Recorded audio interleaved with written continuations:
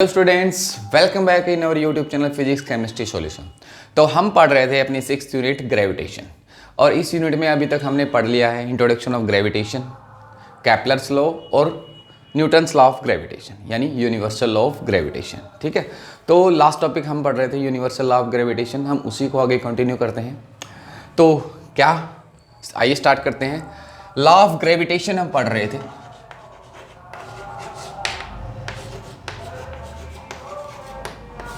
Law of gravitation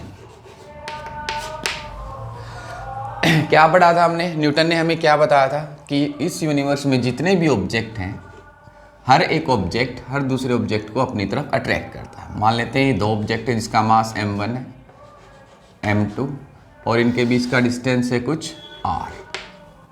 ठीक है, तो इनके बीच लगने वाली फोर्स को हमने देखा था कि कितना आया था। वो फॉर्मूला हमारा क्या था? F is equal to G m1 m2 divide by r square. कितना आया था? F is equal to G m1 m2 divide by r square. ठीक है, तो ये फॉर्मूला था। तो आइए अब हम कुछ और कैलकुलेशन करते हैं। G क्या होता है? G के बारे में हमने बताया, G is universal constant. Universal constant जिसकी वैल्यू कितनी थी? 6.67 इंटू 10⁻⁻11। और इसकी यूनिट क्या बन देगी? जी किसके इक्वल होगा? देखिए, जी का फॉर्मूला अगर हम बनाना चाहें तो इसको इधर ले आइए, F into r square divide by m1 m2 divide by m1 m2।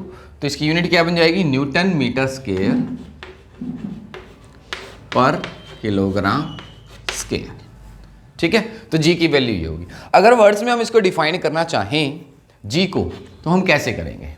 जी की डेफिनेशन हम कैसे बना सकते हैं? तो देखिए, जी के साथ क्या होगा? इफ, अगर हम मान लें इफ आर, दोनों के बीच, दोनों ऑब्जेक्ट के बीच का distance, if r is equal to 1 metre and दोनों ऑब्जेक्ट का मास m1 और m2, दोनों का मास हम कितना मान लें? 1 kg। कितना मान लें? 1 kg। तो g किसके इक्वल हो जाएगा? Then g is equal to f। तो g किसके इक्वल हो जाएगा? g is equal to f। ठीक है, तो इसको हम वर्ड्स में लिखेंगे। लिखिए,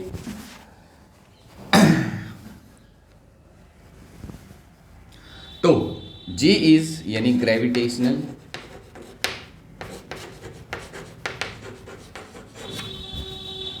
constant,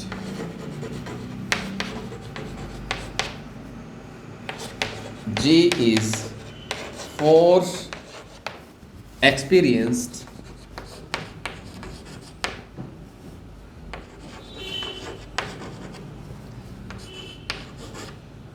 by an object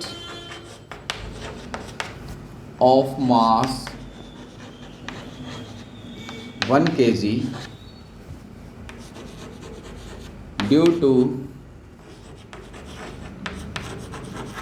another object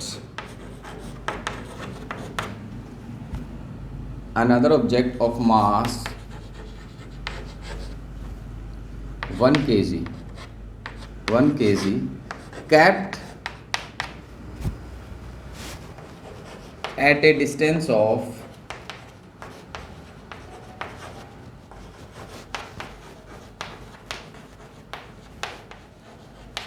1 metre, kept at a distance of 1 metre. ठीक है, तो इस प्रकार हम g को डिफाइन कर सकते हैं। तो ग्रेविटेशनल कांस्टेंट g किसके इक्वल हो जाएगा? g किसके इक्वल हो जाएगा? f के इक्वल। किस कंडीशन में? अगर हमने दो ऑब्जेक्ट ऐसे लिए जिनका मास क्या हो? सेम हो, यानी 1 kg हो, और दोनों को हमने 1 मीटर डिस्टेंस पर रखा, तो उनके बीच जितनी फोर्स लगेगी वो किसके इक्वल होगी? g की। किसके इक्वल होगी? g की। अब इसकी यूनिट क्या होगी? यूनिट हमने देख लिया, अभी हमने निकाले न्यूटन मीटर स्क्वायर पर किलोग्राम। तो अब इसके डायमेंशंस भी आप निकाल सकते हो। डायमेंशंस क्या होंगे जी के? Dimensions of G, dimensions of G देखिए, फोर्स इंटू डिस्टेंस का स्क्वायर। देखो हम बनाते हैं डायमेंशन फॉर्मूले, हम पता है m_l1t-2 into L square divide by m square divided by m1 m2। तो इसका डायमेंशन फॉर्मूला क्या बन जाएगा, ये ऊपर जाएगा तो क्या हो जाएगा -1 L3t-, this is the dimensional formula of G। ठीक है, तो हर एक क्वांटिटी की आपको सारी चीज़ें पता होनी चाहिए, जैसे क्या उसकी डेफिनेशन है, क्या उसकी यूनिट है, क्या उसके डायमेंशन फॉर्मूला है। ठीक है, तो ये जी के बारे में था। तो अब उसके बाद हम पढ़ेंगे कि ये तो हमने क्या निकाला है, यूनिवर्सल लॉ से कि दो ऑब्जेक्ट के बीच कितनी फोर्स लगेगी, ये हमने इसका मैग्नीट्यूड निकाल लिया। अब हमें पता है कि force is a vector quantity, तो इसको वेक्टर फॉर्म में कैसे लिखेंगे, तो इसको वेक्टर फॉर्म में कैसे रिप्रेजेंट कर सकते हैं, कैसे हम इसको लिख सकते हैं, तो इसको नोट करिए जल्दी से, फिर हम करते हैं इसकी vector form of law of gravitation. आइए अब हम वेक्टर फॉर्म डिस्कस करते हैं।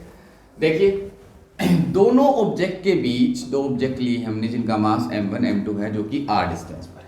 ठीक है, अब इन दोनों के बीच में फोर्स लग रही है। अब किस ऑब्जेक्ट पर कौन सा ऑब्जेक्ट फोर्स लगा रहा है, ये हमें देखना है कि फोर्स की डायरेक्शन क्या है। Force is a vector quantity, तो इसकी डायरेक्शन क्या होगी। देखिए तो ये वाला डिस्टेंस जो होगा, मान लेते हैं ये वाला डिस्टेंस, या फिर मान लेते हैं कौन सा ऑब्जेक्ट किस पर ज्यादा फोर्स लगाएगा, ये किस चीज पर डिपेंड करता है। ये हमने पहले पढ़ा है कि जो ऑब्जेक्ट ज्यादा मास का होगा, जो ज्यादा भारी होगा, वो दूसरे वाले ऑब्जेक्ट को अपनी तरफ अट्रैक्ट करेगा। ठीक है, वो अपनी तरफ अट्रैक्ट करेगा। ठीक है, तो मान लेते हैं m2 इसको अपनी तरफ अट्रैक्ट कर रहा है इस डायरेक्शन में, तो हम इसको क्या लिखेंगे कि फोर्स हम इसको लिखने का तरीका क्या होगा, फोर्स कैसे लिखेंगे। फोर्स किस पर फोर्स लग रही है, m1 पर। कौन लगा रहा है, m2 m1 को अपनी तरफ अट्रैक्ट कर रहा है, तो हम इसको क्या लिखेंगे, फोर्स ऑन 1/2। फोर्स ऑन, ये आपको वो लिखना है जिस पर फोर्स लग रही है, और ये आपको वो यहां पर वो लिखना है जो फोर्स लगा रहा है, ऑन एंड बाय। ठीक है, अब ये तो हो गया फोर्स। अब ये क्या है, इन दोनों के बीच का डिस्टेंस, तो इसको हम कैसे लिखेंगे। अब देखिए यहां से कहां से स्टार्ट हो रहा है डिस्टेंस और कहां तक जा रहा है, तो हम उसको पहले लिखेंगे r2, कहां तक, 1 से स्टार्ट होगा 2 को पहले, और ये यानी इसको लिखेंगे 2, और ये कहां जाएगा, फ्रॉम, कहां जाएगा, फ्रॉम। ठीक है, हम इसको ऐसे रिप्रेजेंट करें। ठीक है, तो वेक्टर के बारे में हम एक चीज पढ़ चुके हैं। वेक्टर के बारे में हमने पहले पढ़ा था कि वेक्टर होता क्या है। एक वेक्टर क्वांटिटी क्या होता है, देखिए अगर हम किसी भी मैग्नीट्यूड को उसकी डायरेक्शन, क्योंकि वेक्टर क्वांटिटी में मैग्नीट्यूड के साथ साथ क्या होता है, डायरेक्शन भी होती है, तो ये क्या है, मैग्नीट्यूड ऑफ ए इंटू ये क्या है, यूनिट वेक्टर ऑफ ए। अगर इन दोनों को मल्टीप्लाई कर दें तो क्या आ जाएगा, हमारे पास एक वेक्टर प्रोडक्ट वेक्टर आ जाएगा। तो यहां से अगर हम ये निकालना चाहें ए यूनिट वेक्टर, तो हम इसको कैसे लिखेंगे, वेक्टर को, एक कंप्लीट वेक्टर क्वांटिटी को उसके मैग्नीट्यूड से अगर हम डिवाइड करते हैं, ऐसे लिखते थे, ये हमने पहले पढ़ा है। ठीक है, तो अब हमें इस फोर्स को किस फॉर्म में लिखना है, वेक्टर फॉर्म में। तो देखिए ये क्या है हमारे पास, मैग्नीट्यूड, फोर्स हम ये मान लेते हैं कि हम इस पर फोर्स लग रही है और ये लगा रहा है, तो पहले ये वाला लिख रहे हैं F/1/2। ठीक है, तो इसको हम कैसे लिखेंगे, G m1 m2 divide by r scale. ये मैग्नीट्यूड हो गया, क्या हो गया, मैग्नीट्यूड। ठीक है, तो यहां पर इनमें से क्या है वेक्टर, ये। तो अगर हम इसको डायरेक्शन से r, ये ऐसे अगर ये लिख दे, तो अगर हम ये लिख दे तो क्या हो जाएगा, मैग्नीट्यूड को हमने किससे मल्टीप्लाई कर दिया, डायरेक्शन से, तो क्या बनेगा, ये वेक्टर। तो अब r वेक्टर ये वाला, तो ये देखिए क्या होगा ये किसके इक्वल हो जाएगा, r21 vector divide by r2r, या r21 is equal to r21 unit, आप ऐसे लिख सकते हैं। ठीक है, तो अब हम इसके या फिर आप इसको मैग्नीट्यूड है सिंपल, आप इसको ऐसे लिख सकते हैं, ठीक है, आर यूनिट वेक्टर। तो अब हम इसको वेक्टर फॉर्म में m1 2, तो हम कैसे लिख सकते हैं इसको, g m1 m2 unit vector किसके इक्वल होगा, r21 वेक्टर, ये क्या है हमारा r स्क्वायर, और ये क्या आ जाएगा हमारा r, ठीक है। तो f12 is equal to g m1 m2 divide by r³ into r21, हम इसको ऐसे रिप्रेजेंट कर सकते हैं। This is the vector form of this force, this quantity. Magnitude wise हम ऐसे लिखेंगे और वेक्टर फॉर्म में ऐसे लिखेंगे। अब ये इधर देखिए r21, इधर से इधर अगर हम इसको इधर लिखना चाहें तो ये कैसे लिखेगा r12। तो क्या ये दोनों इक्वल हैं, इसकी डायरेक्शन किस तरफ है, हम कैसे किस तरफ जा रहे हैं, 2 की तरफ, कहाँ से 1 से, और इसमें क्या है हम किधर जा रहे हैं 1 की तरफ, कहाँ से 2 से। तो हम इसको यहाँ ऐसे लिख सकते हैं, क्या r21 is equal to r12, और हम इसको कैसे लिख सकते हैं माइनस, ठीक है। तो ये दोनों क्या हो जाएंगे, दोनों एक दूसरे के इक्वल हो जाएंगे। तो इसी प्रकार हम क्या लिख सकते हैं, ये तो हमने किस पर फोर्स निकाली, इस पर, अगर हम इसी क्वांटिटी को हम इस पर फोर्स निकालने के उसमें लिखें तो कैसे लिखेंगे, देखिए F21 क्या बन जाएगा, F21 is equal to G m1 m2 divide by r³ into r12, ठीक है, r12। तो क्या F12 और F21 सेम है, क्या दोनों सेम है, तो देखिए सेम क्या है, मैग्नीट्यूड वाइज दोनों सेम है, मैग्नीट्यूड वाइज दोनों सेम है, बट क्योंकि this equal to this minus sign है, क्या चीज अलग है, बस डायरेक्शन। डायरेक्शन के लिए अगर डायरेक्शन अपोजिट हो तो हम उसके लिए कौन सा साइन यूज करते हैं, नेगेटिव। तो यहां से F12 is equal to F21 minus, दोनों फोर्स इक्वल हैं बट इन अपोजिट डायरेक्शन है, इसलिए हम कौन सा साइन यूज करते हैं, माइनस, ठीक है। तो this is vector form of law of gravitation, Newton's law of gravitation. एक और तरीका होता है हम इसको लिखने का, वो हम कैसे लिख सकते हैं, तो एक बार इसको नोट करिए, फिर हम वो तरीका भी डिस्कस करते हैं। तो एक और तरीका, जैसे अगर मान लो हमें कार्टेशियन फॉर्म में, कोऑर्डिनेट्स की फॉर्म में अगर आपको ऐसा कुछ दिया जाए, मान लेते हैं आपके पास एक ऑब्जेक्ट यहाँ है मास m1 और एक ऑब्जेक्ट यहाँ है m2, इसका डिस्टेंस ये है आपके पास r1, ठीक है, और ये है आपके पास r2, ठीक है। इन दोनों के बीच का डिस्टेंस हम मान लेते हैं डेल्टा r, ठीक है। तो अगर हम इनका वेक्टर सम करेंगे अकॉर्डिंग टू वेक्टर एडिशन, तो ये क्या बन जाएगा, यहाँ से m1 से m2, तो ये क्या बनता है, r1 हमें पता है plus delta r is equal to r2, ठीक है। तो यहां से अगर हम डेल्टा r निकालें इज इक्वल टू, तो क्या बन जाएगा r2 minus r1 minus r1, ठीक है।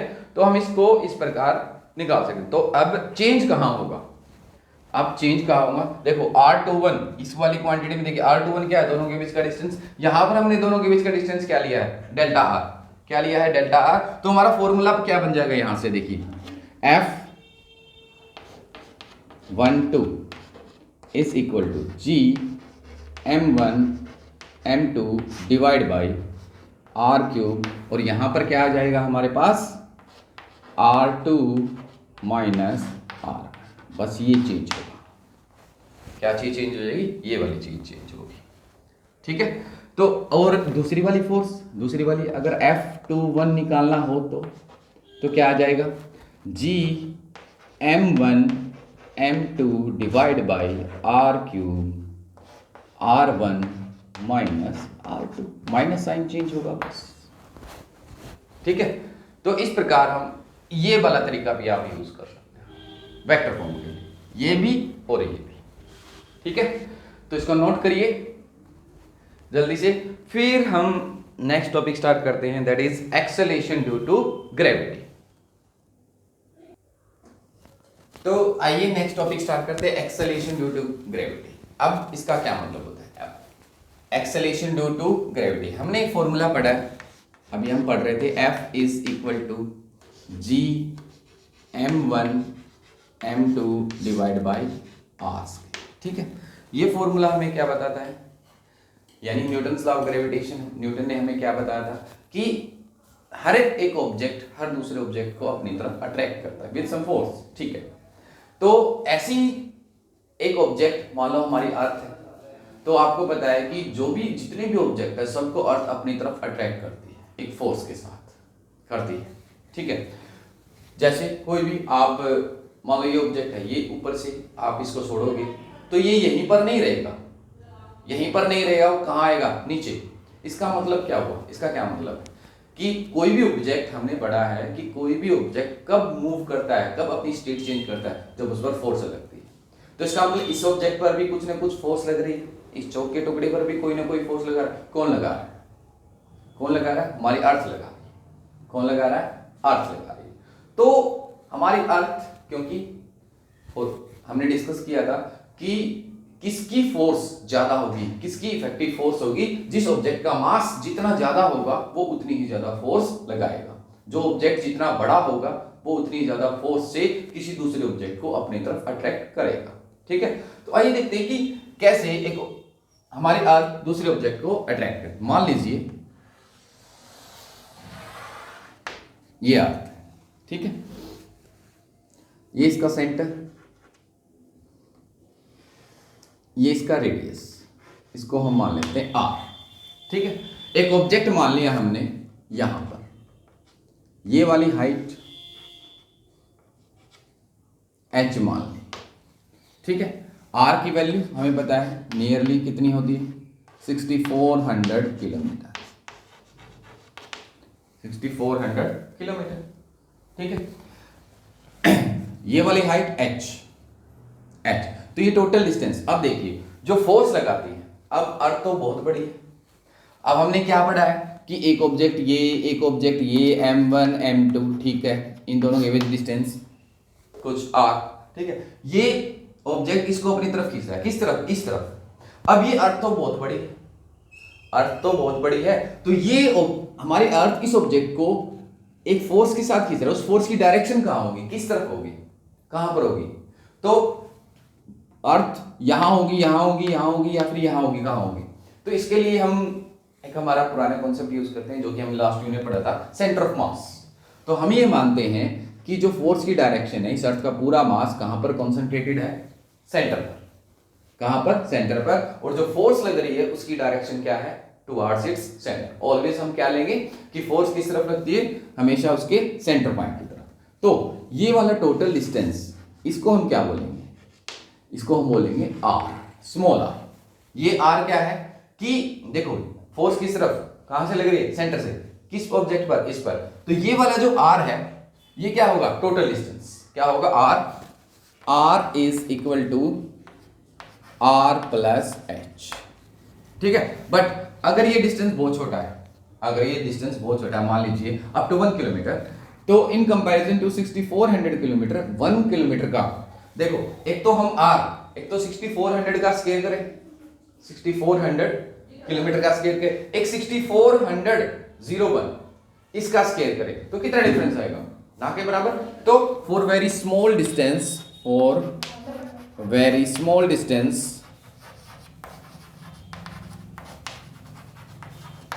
हम क्या यूज कर सकते हैं? ये तो स्मॉल r को हम क्या ले सकते हैं? r का बहुत कम डिस्टेंस के लिए। ठीक है, तो अब देखिए, तो हमारा फॉर्मूला क्या बन जाएगा?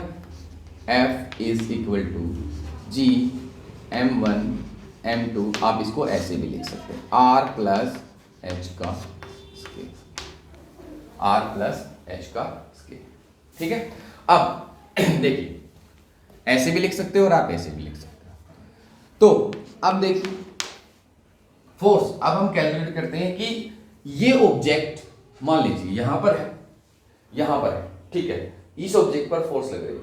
अगर मैंने मान लो ये एक चौक का टुकड़ा है, मैंने इसको यहां पर इसको ऐसे ऊपर पकड़ रखा है, ठीक है, अब ये नीचे नहीं जा रहा है, इसका मतलब क्या हुआ, इस पर एक फोर्स लग रही है, इस पर एक फोर्स लग रही है, कितनी फोर्स, नीचे की तरफ, कितनी फोर्स नीचे की तरफ लग रही है ये वाली, ठीक है। अब मैंने इसको पकड़ रखा है, इसका मतलब क्या है, ये ना तो ऊपर जा रहा ना नीचे जा रहा, यहीं पर है, तो इसका मतलब क्या है, कोई ऑब्जेक्ट कब एक जगह पर स्टेबल रह सकता है, जो फोर्स कैसी लग रही हो, बैलेंस फोर्स, कैसी लग रही हो, बैलेंस फोर्स। और जब नीचे कब जाएगा, ये ऐसे नीचे कब जाएगा, जब फोर्स लग रही है एक तरफ, अनबैलेंस्ड फोर्स। तो अनबैलेंस्ड फोर्स एक काम और करती है कि जब भी किसी ऑब्जेक्ट पर अनबैलेंस्ड फोर्स लगती है तो उसमें क्या करती है, वो एक्सेलेरेट करती है, क्या करती है, एक्सेलेरेट करती है। ठीक है, तो इस ऑब्जेक्ट में जब ये नीचे गिरेगा, जैसे जैसे आएगा तो क्या होगा, फोर्स लग रही है, कौन सी, कैसी, अनबैलेंस्ड फोर्स, तो इसमें क्या प्रोड्यूस करेगी, एक्सेलेरेशन, क्या प्रोड्यूस करेगी, एक्सेलेरेशन। तो आइए हम उस एक्सेलेरेशन को कैलकुलेट करते हैं। जैसे तो फोर्स को अगर हम ये मान ले इस पर F फोर्स लग रही है, उसमें फोर्स का फॉर्मूला क्या होता है, एम ए, क्या होता है, एम ए, तो ये G m1 m2 divide by R, divide by R, ठीक है, एक m से मान लो हमने ये लिया है तो ये वाला कैंसिल, या फिर हम इसको ऐसे लिख सकते हैं, ये स्मॉल m और ये आपको हम मास मान लेते हैं अर्थ का एम ए, ठीक है, तो हम इसको क्या लिखेंगे, एम ए, ये मास ऑफ अर्थ, ये मास ऑफ दिस ऑब्जेक्ट, ठीक है, m से m कैंसिल, तो एक इसके इक्वल बच गया G M divide by R, ठीक है। ये क्या आ गई, एक्सेलेरेशन, कौन सी, जो इस ऑब्जेक्ट में बनी, किस फोर्स के कारण, जो अर्थ ने लगाई, A is equal to G M divide by R के। क्योंकि इस एक्सेलेरेशन को हम बहुत ज्यादा यूज करते हैं, इसलिए हम इसको एक दूसरा नाम, कॉमन नाम, सिंबल यूज करते हैं इसके लिए। ए को हम क्या यूज करते हैं, small G, G M divide by R. तो ये फॉर्मूला किसका है, ये फॉर्मूला किसका है, एक्सेलेरेशन, एक्सेलेरेशन का, किस ऑब्जेक्ट के एक्सेलेरेशन का, जिस ऑब्जेक्ट को अर्थ अपनी तरफ अट्रैक्ट करे, उस फोर्स के कारण उस ऑब्जेक्ट में जो एक्सेलेरेशन प्रोड्यूस हुई वो हम कैसे कैलकुलेट करेंगे, इस प्रकार। और जब हम कैलकुलेट करते हैं कि कितनी एक्सेलेरेशन होगी, जब मैथमेटिकल हमने इसके वैल्यू रखी, मास ऑफ अर्थ रखा, mass of earth constant G, constant R, particular distance जो हमने लिया, अगर इनको कैलकुलेट करके देखा तो हमारी मैथमेटिकल वैल्यू आई 9.8 मीटर पर सेकेंड स्केल, कितनी आई, 9.8 मीटर पर सेकेंड स्केल जी, ठीक है, जी की वैल्यू कितनी, 9.8 मीटर पर सेकेंड स्केल। अब ये तो वैल्यू आ गई न्यूमेरिकल वैल्यूज की। अब जी देखो किस किस चीज पर डिपेंड करता है, देखो फॉर्मूले से क्या, जी किस चीज पर डिपेंड करता है, जी भी कांस्टेंट है, कैपिटल जी, देखो जी और कैपिटल जी दोनों में डिफरेंस समझना, कभी दोनों को एक जैसा मान लो, capital G is a gravitational constant और small g a acceleration, acceleration due to gravity, ठीक है। आप इसको वर्ड्स में भी लिख सकते हो कि जी की डेफिनेशन क्या होगी, एक्सेलेरेशन, हम वर्ड्स में इसको लिख सकते हैं, acceleration produced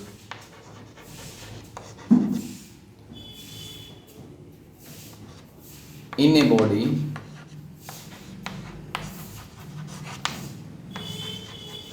due to gravitational force, कौन सी फोर्स, ग्रेविटेशनल फोर्स, जो कि अर्थ उस ऑब्जेक्ट पर लगाते हैं, gravitational force is called as acceleration due to gravity, acceleration due to gravity, small g, ठीक है, acceleration produce in a body due to gravitation force, ठीक है। अब जी क्या, देखो जी की वैल्यू कांस्टेंट क्यों है 4, किस चीज पर डिपेंड करेगी? डिस्टेंस पर। किस चीज पर डिपेंड करेगी? डिस्टेंस पर। ठीक है, अब ये डिस्टेंस जितना ज्यादा होगा, डिस्टेंस की इनवर्सली प्रोपोर्शनल है, जैसे जैसे ऑब्जेक्ट और ऊपर जाएगा वैसे वैसे जी की वैल्यू पर भी इफेक्ट पड़ेगा। ठीक है, लेकिन क्या ये जी इस ऑब्जेक्ट के मास पर डिपेंड करती है? फॉर्मूले में क्या है? क्या ऑब्जेक्ट का मास है? क्या ऑब्जेक्ट का मास है? नहीं। तो वो ऑब्जेक्ट का मास कितना भी हो, 1 किलो हो, 10 किलो हो, 100 किलो हो, उस पर डिपेंड नहीं करती। वो किस चीज पर डिपेंड करती है? केवल मास ऑफ अर्थ और कैपिटल जी, ये दोनों तो कांस्टेंट है। और तीसरी चीज क्या रहेगी हमारे पास? दोनों के बीच का डिस्टेंस। तो जी की वैल्यू किस चीज पर डिपेंड करेगी? डिस्टेंस पर। डिस्टेंस जितना ज्यादा होगा, जी की वैल्यू, जैसे जैसे हम हाइट पर जाएंगे, ऊपर जाएंगे, डिस्टेंस बढ़ाएंगे, ये वाला डिस्टेंस बढ़ता चला जाएगा, वैसे वैसे क्या होगा? आर, स्मॉल आर भी बढ़ेगा, तो उसके कारण क्या होगा? जी की वैल्यू भी कम होती चली जाएगी। ठीक है, अब कैसे कम होगी, कितनी कम होगी, ये हम डिस्कस करेंगे अपने नेक्स्ट लेक्चर में। तो आप इसको नोट करिए, फिर हम नेक्स्ट लेक्चर में हम वेरिएशन ऑफ जी, कैसे, अगर हम हाइट पर जाएंगे तो जी पर क्या इफेक्ट पड़ेगा, अगर हम हाइट पर जाएंगे तो क्या इफेक्ट पड़ेगा, डेप्थ में जाएंगे, इसके नीचे जाएंगे तो उस पर क्या इफेक्ट पड़ेगा, और अगर अर्थ रोटेट कर रही है, यानी डिफरेंट टाइप ऑफ इफेक्ट, यानी जी पर जी कैसे कैसे वेरी करेगा, किन किन कारणों से चेंज हो सकता है, वो सारे फैक्ट हम डिस्कस करेंगे। तो आप इसको नोट करिए।